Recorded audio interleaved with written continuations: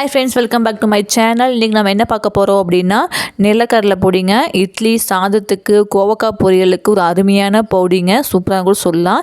நான் இந்த கரண்டியில் தான் அளவு எடுக்க போகிறேன். இப்போ 4 கரண்டி அளவு, இந்த குழிக்கரண்டியில் 4 கரண்டி அளவு நிலக்கடலைங்க. நிலக்கடலையை நான் ஆல்ரெடி வறுத்து வச்சுருக்கேன். அதை லைட்டாக சூடு பண்ணி எடுத்துக்கலாம்.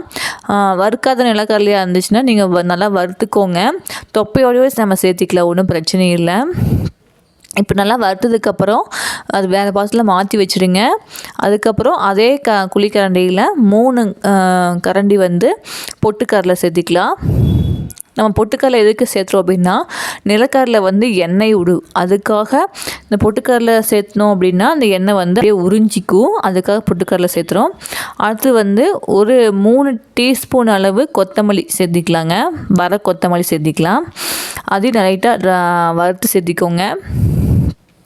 ரொம்ப வேண்டாம், 3 டீஸ்பூன் போதுங்க. சேர்த்திட்டு அதையும் நம்ம நல்லா வறுத்துட்டு வேறு பாத்திரத்தில் மாற்றி வச்சுக்கலாம்.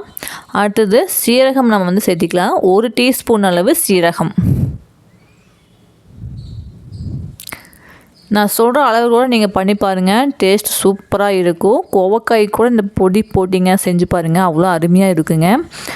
சீரகம் தனியாக வறுத்தாச்சு. அடுத்து 1 கைப்பிடி அளவு கருவேப்பிலையும் நம்ம சேர்த்திக்கலாம்.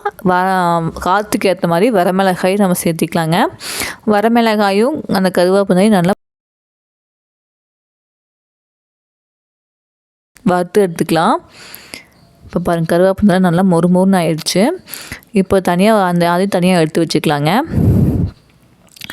இப்போ கொஞ்சமாக எண்ணெய் சேர்த்திக்கோங்க. எண்ணெய் சேர்த்திட்டு பூண்டு நல்லா வறுத்துக்கலாம்.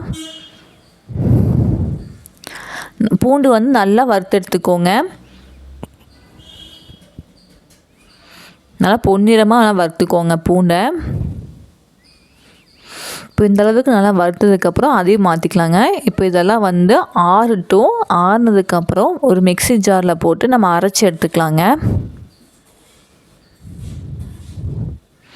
நல்லா எல்லாம் மிக்ஸி ஜாரில் போட்டு நல்லா நைஸான பவுடராக அரைக்க வேண்டாம், கொஞ்சம் கொரகரப்பான பவுடராக அரைச்சி எடுத்துக்கோங்க.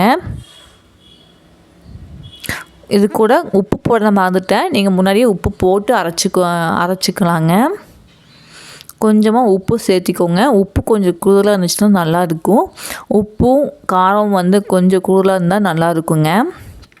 அவ்வளோதான், இது மாதிரி கொரகரப்பாக அரைச்சி எடுத்தாச்சு. ஒரு அருமையான நிலக்கடலை பொடி ரெடி பண்ணியாச்சுங்க.